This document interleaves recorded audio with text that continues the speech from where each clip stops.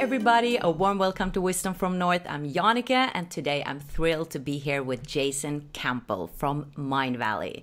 Jason is a sales and marketing leader on Mindvalley, and is also the host of Impact at Work, Mindvalley School for Success and Professional Growth.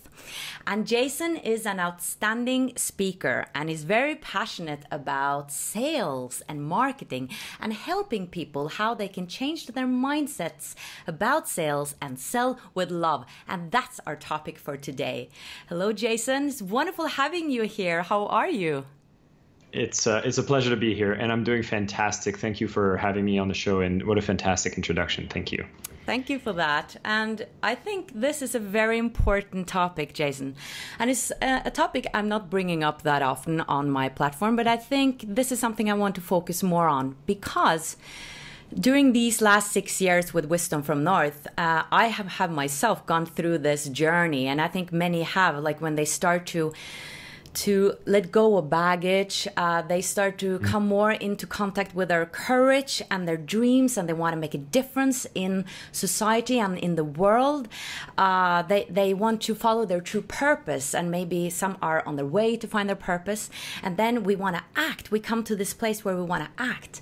And often, I think people meet this wall when it comes to sales, because we realize, wow, you know, I have this great project. I want to be a therapist, but I need clients. How am I going to sell this? Or that's not for me. You know, I'm not a salesperson, and that can inhibit us. And we have the best intentions, you know, but that wall is like it can be just so big because we have so many attitudes about it and maybe belief systems that we didn't know about. So I think it's important that we address this. And I know that you also made a meditation for my members on Wisdom from North membership, where you have more a step-by-step on how we can actually let go of these hidden belief systems. But in this interview, I want to focus on why you're saying actually that selling is an act of love and how we can change that mindset about it. So selling and love, it's not many people that are putting that in the same sentence. So tell us where that comes from. I love the way you framed it, because you're absolutely right. The first time I had a talk and I introduced the concept of selling is the greatest expression of love, a lot of people raised eyebrows. And, you know, being part of Mindvalley, the type of people that I interact with typically tend to be more on the spiritual side, which I think most of your audience might also relate to. And you know, you talked a lot about these hidden beliefs, and the moment you mentioned sales, right? Most of the people have these images of a used car salesman, or you're going to think about the people that are like the Wolf of Wall Street. And you've seen these movies. Our culture has educated us to look at salespeople in a certain way. And we've also had a lot of times some evidence that has come up in our lives that has shown us that some salespeople take advantage of people. And so salespeople are bad. And so a lot of people, when they come to, oh my God, I need to sell, it's a big block because you don't want to be associated to something that you viewed so negatively. So it becomes very difficult to stay in that space, to go like, okay, now I need to sell. Oh my God, now I need to be that person. I need to be that used car salesman. This is not in line with my values. And so what I've noticed is, because those beliefs are in the way, you can get so much done by fighting against that belief and trying to get something done, and you're going to kind of carry a big baggage as you're going to go ahead and maybe still do the sale, but you're going to feel yucky at the end of it, you know? And, you know, there's a concept that I say, when a sale is made, there's an energy exchange. And one of the things that is rarely measured in a sales transaction, or quite frankly, never measured, is what's the emotional value that was exchanged in the process. And if a lot of people are actually coming in from an energy of fear, guilt, shame, which is a lot of people, they just like, you really like, you're trying, you're like, okay, I was told I need to be a salesperson. And I would think that a lot of people that are watching are saying, okay, I have a gift, I'm doing something great, and I want to change millions of lives, but every single person I have to sell to, there seems to be something emotionally that like hurts, because it pulls up these kind of these things that keep coming up, which is around those guilt, fears, and shame. So what I really want to leave people with by the end of this session is I want to give them a brand new definition of selling. And I want to have people consider what it would look like if you would embrace a concept that selling is the greatest expression of love. And one of the things people often forget, without looking at all the negative cases that we see, things that are distinctly sales, and again, referring to this used car salesman image, is also looking at the fact that people like Elon Musk, Steve Jobs, yourself, when you're showing up every time to do these amazing interviews, they're all an act of sales, and they're done with a lot of love and integrity. And they make the biggest impact in the world. And nothing would really move around the world if the sales wouldn't happen, because really it just makes the energy flow. And so this is really what I want people to leave with. And I'd love to introduce a new definition of sales for people to consider. I love that. And I also want to mention that you said in the talk, I saw a talk online, that we're selling actually all the time without even knowing it. And that's interesting. I was like, am I selling all the time? What does he mean about that? But then you mapped it out, and I was like, yeah, I guess that's true. Yeah, and before I even come to the new definition, I always want to talk about something that hit with a lot of the audiences I speak with when I talk about like, why is it that we feel so uncomfortable and so much guilt and shame? And if anybody's on a kind of spiritual path or just any kind of emotional discovery path, you start to realize that a lot of the things come from our early childhood. You start to see that a lot of these like beliefs, these patterns that we operate on are based on some events that happen in your childhood. And I want to bring one up that I've seen happen to many people, and maybe some people can relate. But when we're kids, sometimes we want something. And I'm going to quote my generation, which is, I remember I'd want like a Nintendo 64 or a Super Nintendo, right? And you want like, I wanted a video game console. I'm a kid. I'm excited. I see the commercial. And of course, great marketing happens on TV. And so they make me as a child very much desire to have this video game. And so I go to my parents, right? And I say, Mom, Dad, can I get this, please, please, please? And you start asking your parents. And depending on what kind of, childhood that you have or upbringing that you have, sometimes your parents have to say no. And of course, as a child, you say, I understand, and you stop. No, you don't. You're a natural salesperson as a child, because you keep pushing. You say, oh, come on, please, please, please. And then you don't stop. And then at some point, the parents will snap. And then they'll say, hey, no means no. Stop asking. And when that happens, an imprint gets made. And so what happens is the belief or the mental model you create in this is oh my God, I shouldn't be too pushy, and I shouldn't ask, and I shouldn't try to disrupt someone else in making them understand why I want something or I want to offer them something, because if they reject me, I'm not loved, I'm alone, and this will hurt. And you can see that if you've had any kind of those events in your childhood, it can dictate a lot of your behavior as an adult. And then sales now becomes you having to act in a way that you feel that will cause you a repetitive hurt from that event that happened when you were a child. So I've said this story from the stage a few times, and I've had a lot of people be like, oh my God, I never thought of it this way. So I'd invite the audience to think about those instances and really dig into like, what is the belief that you've built around sales from those interactions? And I think it also can be linked to self-worth, like how valuable you think you are, if, especially if your product is yourself. That that is very vulnerable. Yes. Yeah, and you have to sell it yourself, and so you have to believe in yourself, right? So that's why I think self-love is very linked up to it too. 100%. And actually, as we go through the 3 loves of selling, you're going to see exactly where that fits in. So what I'd love to do is just introduce the formula so people can start constructing, and then I want to build in the love. Beautiful. And so the definition that I give to people is selling is an energy exchange between 2 conscious beings. That's it. It's just an energy exchange. So you can't you can't attach a good or a bad to just energy flowing. And so what is that energy that flows? The more obvious ones that we would talk in, like, so people that are much more pragmatic when it comes to understanding sales, would be goods and services, money. You have a certain amount of money, you have a good and a service, and it exchanges. Now, I've talked about it earlier in the session, but one of the fundamental equation balancers that happens is emotion. Because what happens is, if I'm offering, let's say I was going to sell you a pen, and you've always seen the sales example, the sales guy will say, sell me this pen. Well, I could take a pen that I understand, and it's been generally understood that the value is maybe like $2, and I can sell it to you at $100. And if I'd end up making that sales, and I've used some manipulative tactics to make you believe that this pen is worth $100, and it's not true, there's going to be an emotional debt that's going to be paid. And it might not manifest now. It could manifest much later. Cause and effect. There's going to be an effect.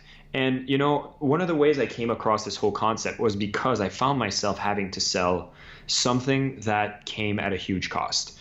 I've shared this from the stage before, but, you know, one of my first times doing sales, I found myself selling these coaching packages. And if a lot of people are into coaching, might have this opposite. Most of them have a fear of charging too much for themselves, and this comes back to the self-worth, where I had to go and sell this product, this package, which was $40,000 to $100,000 US. Whoa.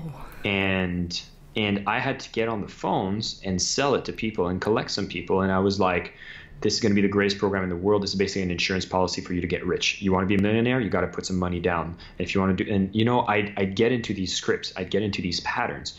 And I remember doing one sale to a person, and you know, the value perceived is going to change based on who you sell to. But I remember distinctly that I was selling to someone that I did not have the full faith that their investment was the right choice. They had some circumstances that would limit them from truly making the most out of the program. But I decided to pursue for the sale anyways. And I pushed harder than I ever pushed on a sale. And at the end, the person was planning to say no, was going like, oh my God, I think I'm going to do this. And I'm like, great. And then they're like, okay, I'm going to do it. And then I hang up and I'm so excited. I'm like, I have adrenaline pumping through and I'm like, wow, okay, this is so powerful. Look how I can change people's mind. I have the power, but I didn't feel good. I really felt down. And then my boss was like, great job. This guy, we're going to send him the bill. It's going to be great.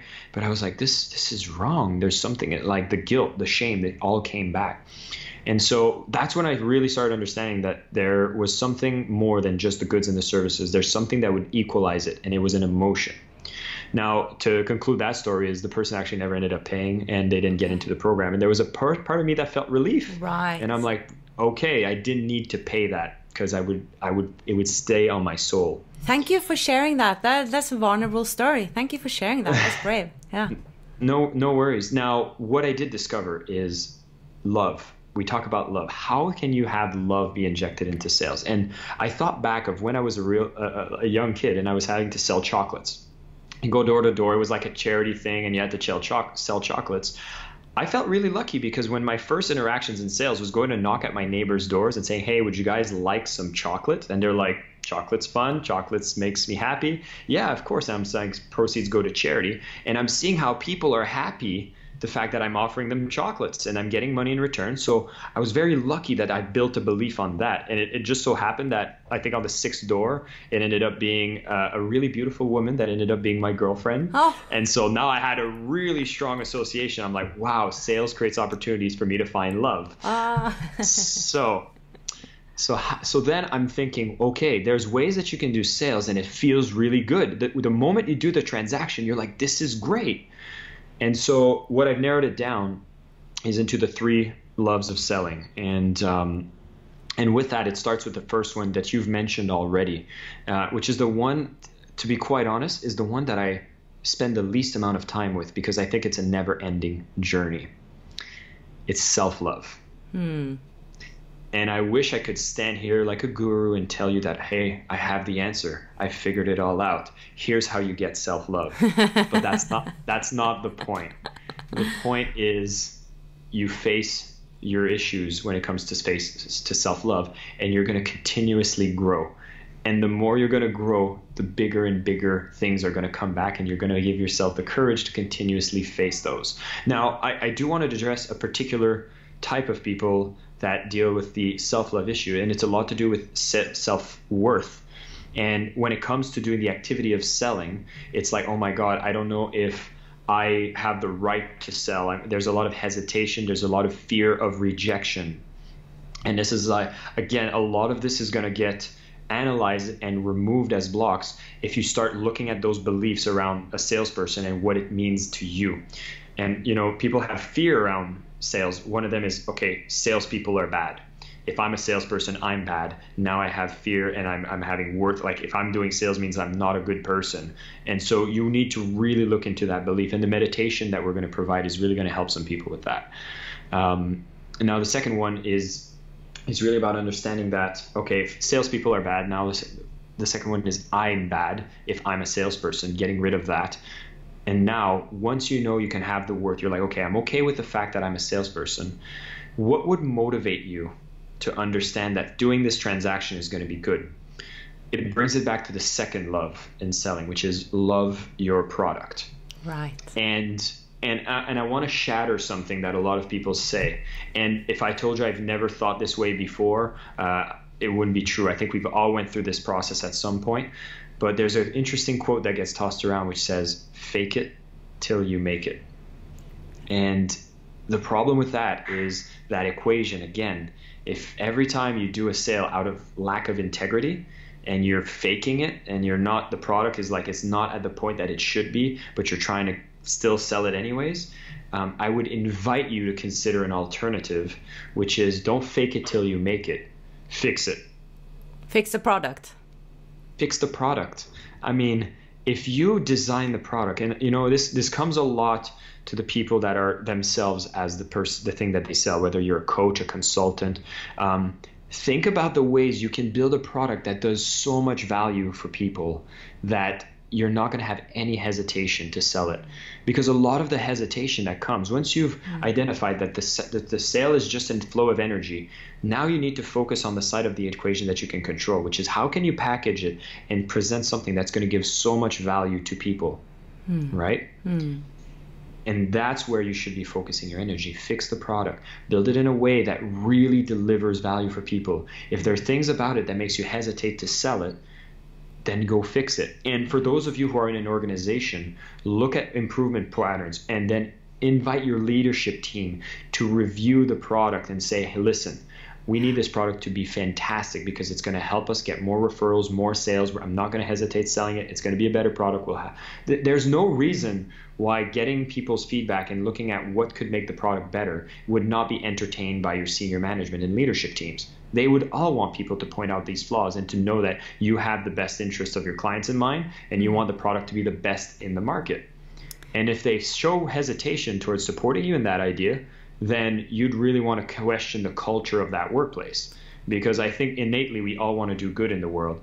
And so you'll want that product to be the best that it can be. Does that make sense? Oh, yes, so much. I'm just realizing how important it is that we are comfortable with what we're selling wherever you are, whatever job you're doing. Because I think if you're not, there will be this nagging feeling that will just, eat you up inside. Like it will always be there. Like this is not right, this is not right. And I think that is what causes a lot of stress in the body, that you're kind of lying to yourself actually. And the body knows when you're lying to yourself. Your mind can be like, no. This is fine. The product, the pen is fine, or the umbrella is fine. But I want to touch on what you just said. Is the body usually always knows when something's not right. What I would invite people to explore is when people are making sales, and sometimes they get pretty good at it, but they still don't operate from a place of love, there's often a case of addiction that happens where you don't want to listen to your body anymore and you choose to numb yourself instead. And I've experienced this myself in times where I was very active in selling, and I was selling from an energy of pride. Right. And for some reason, I find myself drinking. And if you look into the world of sales, there's a lot of people that have issues, like your typical stereotypical salesperson has to go home and have a drink after a day's work, because there's something that needs to balance. And if you don't want to listen to your body, it's going to be much more comfortable to numb it. And so that is something to look into as well. And you're saying that selling from pride is actually very dangerous. It's a false positive. It brings a lot of short-term gain, no question about it.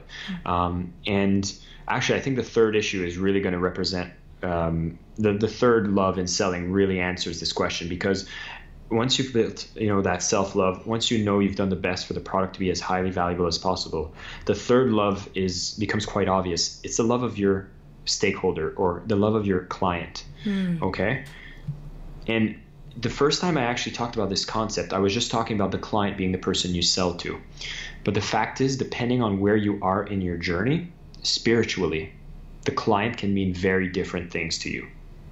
And nothing becomes much more obvious than when I use an example of I was spending some time in Thailand, and I'm going towards the markets and the shops, and then somebody's trying to sell me a handbag. And it's a bad handbag. It's like it's stitched up. It looks like it's going to fall apart, but they're really pushing to sell, and they want to sell it like 5 times the market price, and they're trying to make as much money as possible. And then my mind started thinking like, this person, could he still or she still be selling from love? And the question was not yes or no. It was, who is the client? Who is the client? And for this person, the client was themselves, was their family, because food needs to go on the table. Mortgages need to be paid. People need to uphold certain lifestyles. And so when we're talking about selling with pride, there's a lot of love in selling with pride, but I don't think it's expanded far enough to consider the people you're truly impacting, because it usually comes from a very selfish energy. It'll come from trying to look at yourself as the client, your abundance as the client, your satisfaction from doing the sale as your client. And here at Mindvalley, there's a concept that we talk, which is called the circle of we, like W-E. How big is the circle that you consider is us? And when you talk about selling with love for your client, if you're at a place where the only us you consider is yourself or your family, then you will do the actions that are necessary to bring more towards your side of the table. But again, it's at a cost to everything else around the world. And what I invite people to do is to expand the circle. And the most obvious next step is to think about the person you're actually selling to. And so in a traditional transaction, if you have genuine love and concern for the person you're selling to, number one, you take the time to learn about their needs. Number two, you try to really understand if the product you're going to offer to them is truly going to give them more value than what you're asking in return. Because what I haven't mentioned yet is the second part of that equation, the equation of selling with love. Actually, the missing part is, where does love fit in? It's when you know what you're offering is so much more value than what you're asking in return. This is where the energy flips into being a gap that gets filled by love. And the beauty about selling with love, when you know what you're giving is so much more energy than what you're asking in return, fact is it's always equal, but the gap is filled with love and both parties feel it. I love it. Both parties feel it. And so now you're actually creating more energy in the world, more energy of love for every single transaction you make. Right, because you're talking about sustainable energy. Like you put that into the whole equation too.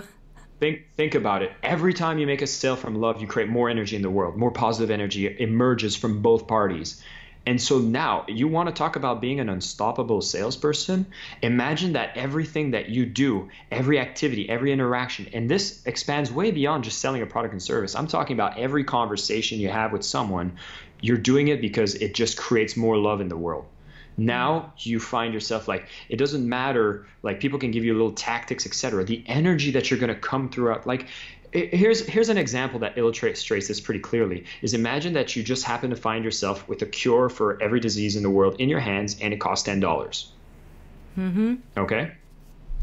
And somebody's got a condition. Would you send them an email to let you know that you have this product?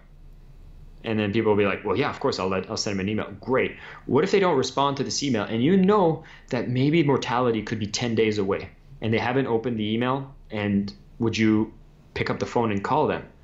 And most people understand, yeah, of course, I know this is going to save their life and this person wants to live, so I'm going to, I'll give them a call. But then they didn't answer. And then you're like, my God, I'm going to go run to their house and tell them, listen, for $10, this will cure you. You need to know about this. And you start operating from that energy.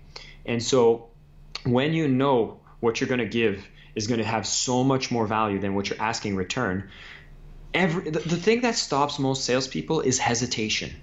But when you operate from a place of love, the hesitation disappears. Now you're coming from this place of excitement. You know this is going to serve. You know you're coming from a place of giving. And so you will feel it. People will feel it when they communicate to you.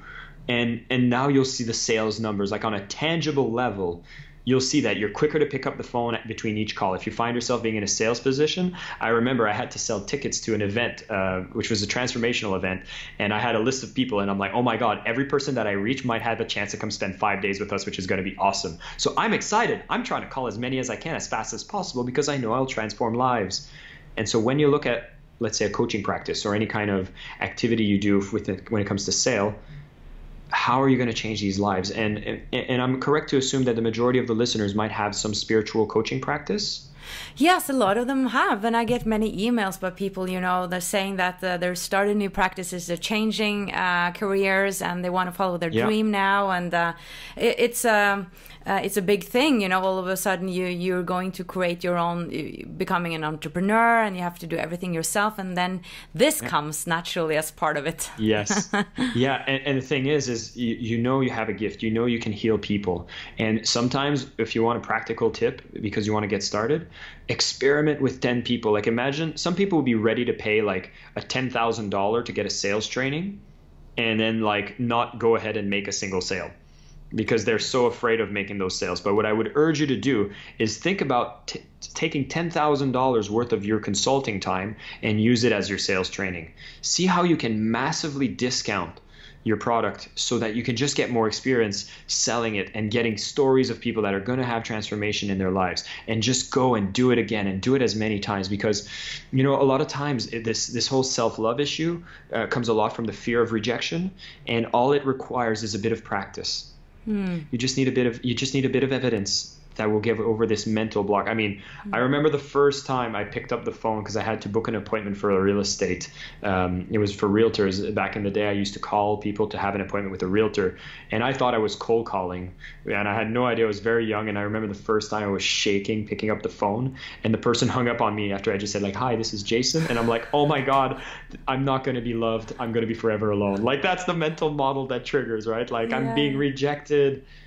And then I started doing it again and again. And then I started seeing evidence that people were like, thank you so much. There was one lady I had to call 25 times, mostly missed calls. And at the end, she told the salesperson, you know what? I picked you because we had this guy, Jason. He called me like 25 times. And I know that when it comes to selling my house, you're going to do whatever is required. And I always had excuses, but he kept following up. He kept his promises. And so I share this story just to give you clues of what happens when you truly care about the person. Of course, I called her 25 times. We were the best real estate team in the area. Of course, I need you to know that. Of course, I need to talk to you. I need you to understand that. And this is where, if you're on the journey of sales, reading books about human psychology, sales process, handling objections, negotiations, those become natural tools of empathy, because you need to understand the language you need to speak so people understand the value that you're going to give them. And so now you're not thinking these are manipulative tactics, you're learning the language. And so it's to me it becomes such a different energy to operate. Yeah, it's so important what you're speaking about. And I'm just thinking now, because I'm moving and I'm buying a lot of new furniture, and I'm thinking about how important I think it is that the salesperson is a nice person, and that when I make a sale that she's happy too, or he's happy too, because I want this to be nice for everyone. Like I don't want to leave there and he's like, yeah, it was just another fridge that I sold. I want him to be excited that I got the one for me. And that's like important for me. And if they're not excited, I feel not so excited about the product as well. So we mirror the emotion. Yeah. And what I want to invite people that still have themselves, and we're not in a perfect world. We are, but it's perfectly imperfect. And I talked about the concept of, being selfish in the sale. And here we have to talk about a question of abundance. Not everybody is in the same abundant position. And sometimes when there's scarcity that's being reflected in your reality, you'll do some decisions that are at the compromise of your integrity. You've seen this in salespeople. And I remember a commercial that they were showing a salesperson that, ends up being in a negotiation. The person really pushes hard to negotiate with the car salesman. And then they're like, okay, I'll give you the friend's rate if you take it now. And he's like, great. And then he gets home, and then his wife and his child are there, and they're looking at him, and they're like, how much money are we bringing home today? He's like, he's depressed. He pours himself a bit of whiskey. And then the wife is like, you did a friend's rate again, didn't you? And that means he took away his own commission just to make the sale. And then what I want to invite people to consider is we have no idea what is happening in the lives of the person that you're interacting with. We all create a reality as like, oh, this is just a sleazy salesperson. But may I invite you to just consider that perhaps that person is having a really tough time in their lives right now, and they're going through some issues that we won't take the time to understand typically.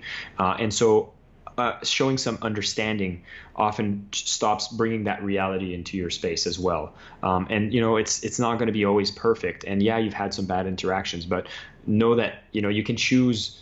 That it's kind of like somebody cutting you off in traffic, like you think that they're the worst person in the world, but really maybe they need to rush at the hospital. And when you choose to consider that option instead, it's a much more empowering position. But I do want to add this one thing, which is every time someone makes a sale, it makes an impact in the world. And every time that sale is made from love, it makes a positive impact in the world, and it brings the renewable energy, more energy than there was before. And every time this flow of activity and transaction happens, brings more abundance in the world. So every time you sell from love, you're creating less opportunities in the world for people to be like in a position of scarcity. So you're lifting the entire planet. So how important is that sale to you? It could change the world. Yeah. Oh my God. It's so beautiful. I'm so inspired by you, Jason. This is brilliant. Yeah, because it kind of gives a permission. Not that I need or people need a permission, but sometimes we feel like the permission to, yes, you can go on and sell your product. Come on. We're holding ourselves back because can I really do this? We want this voice to say, yes, this is what you're supposed to do. And it's you also talk about three different people, that some people are natural salesperson, other people hate it, and some people have it in them or something. I think you talked about three categories, and I think we need to reframe that thought that I'm not a natural salesperson, because like you're saying, we all have it inside of us. And you also said that the most famous sales line is "Will you marry me?" which many people have said. Yeah. Yeah. I mean, will you marry me is a testament of everything it's not just a moment that you asked, will you marry me? It's every single decision you've made that led to that. Now, I'd also love to add the fact that you're not expected to be perfect neither. I mean, you're going to start your first sales, and, you're going to make mistakes. And it's okay. Yeah. People are going to be understanding. People are going to be forgiving. You're going to learn from it. And, you're just and the thing is, when you're on this path of selling, it'll fuel your growth, because you're interacting and you're having a mirror through every single transaction will be a mirror back to you. Right. And so you'll see it puts you on a rapid growth, and you're going to find it's going to start poking issues at you. And I mean, I've had my own issues, and I would be more in the category, as you said, that feels more like a natural salesperson. But that doesn't put me away from the fact that I have so many insecurities that come up. And, this is maybe not for the majority of the audience, but you find yourself having identity issues if you get really good at selling, because at that point you start mirroring everybody and you start presenting a certain aspect of yourself that will be the best that the person needs to see. And this is maybe for a micro segment of your audience that might be at that point, but I'd still want to highlight that you might find a loss of sense of self. But that's the journey.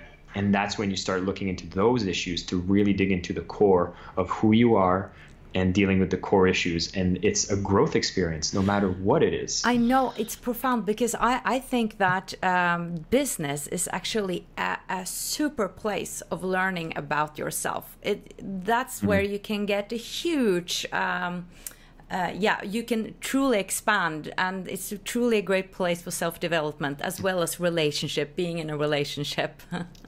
You bet. And we have an author that we publish at Mindvalley called Sri Kumar Rao, Professor Rao, who's taught at business schools in Stanford. And he had one of the most sold out courses at these business schools because he taught about happiness. And his concept is exactly what you said.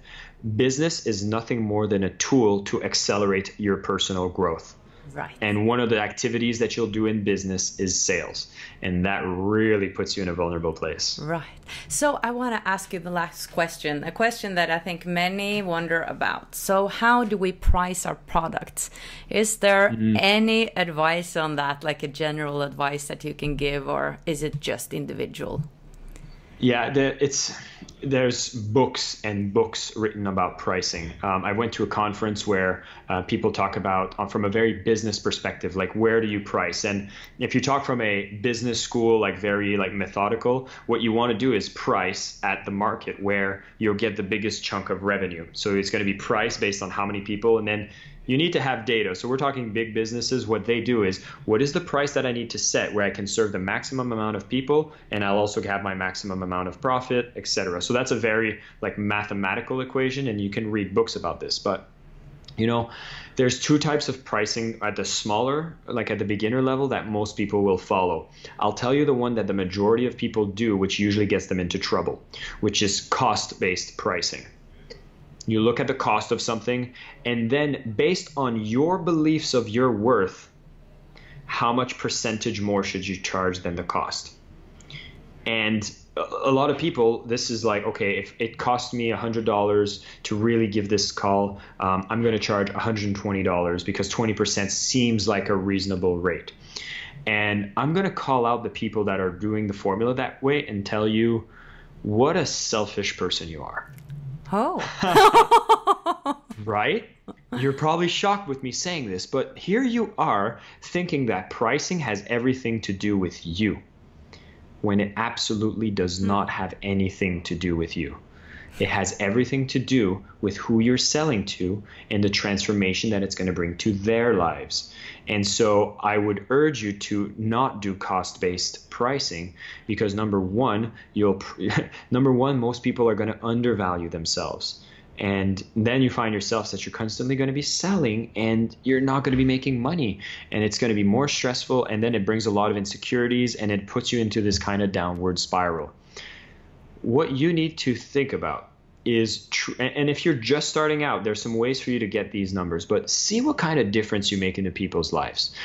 Ask the people you've delivered services to before and just be like, hey, what has this made in your life? What kind of difference has it made? And try to put a number towards that. And if you've had no clients before, give away your service to 10 people and then ask them, how much was this worth to you? What kind of transformation? Get more data on the client, because it's on that side of the equation that you need to gather data, because it has everything to do with the value that it had in their life and the value that they perceive that it's giving them. And then what you're only going to need to do as a formula is not look at your costs and add what you think is a reasonable margin. What you're going to want to do is look at the value it provides and price it at a way that it's going to be an easy decision for them to recognize that what you're going to give them will deliver on this value. And then it just becomes a gap that's filled with trust and risk, because they need to take a risk on and then your experience and all that will be what is the buffer. So let's say, and of course I'm playing with hypotheticals here, so that, because it's really hard to quantify these services, but there's ways you can get a bit of a yardstick. If $500 is the transformation that it gives in people's life, let's assume that for real. This is what it's going to do. Then what you're going to price it is, what is the price that they'd be willing to pay that they would say, yeah, this is worth my 500, but it's the risk of dealing with you is what's going to make it either less expensive by a lot or a little. If they know that there's little risk with doing business with you, you can charge close to the 500.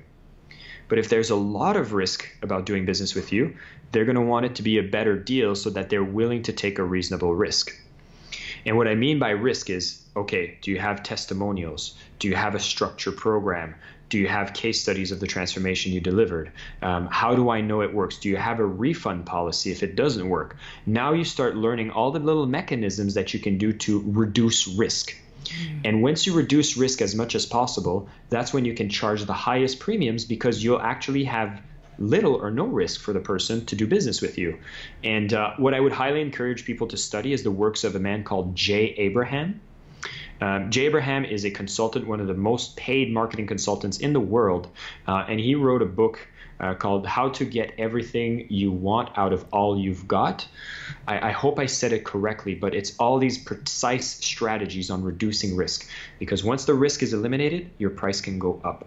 And then again, you're might going to be just slightly below what the true value is. If you're just a notch below, guess what fills the gap? Love. Love. Just beautiful. Wow, I learned so much here. And I think many others did too. I hope so. Oh, yeah. I mean, it shifts the whole thing, and it's back to the permission, gives you permission to do it. It gives you the self-confidence to do it. It gives you the excitement about it, that I can do this. It makes everything easier. And I think often the issue is that we're not aware of that we have these attitudes towards certain things. We just notice I'm not having flow, or that's not my thing. But we have to go deeper. What is that about? Whoa, resistance. What is this resistance about? And that's where the real expansion comes. All right. Thank you so much. I want to ask you the last question here. What is your dream for the future? What is your plan what is your next step in your career? Well, I've really loved to spread this message. I've always wanted to make sure as many people get to hear this message, and so it becomes very easy for me to say yes to doing opportunities like this. So I'm doing a lot of speaking. I'm flying to Barcelona next week. I'm talking to digital nomads, and from that, I'm building my own brand as well.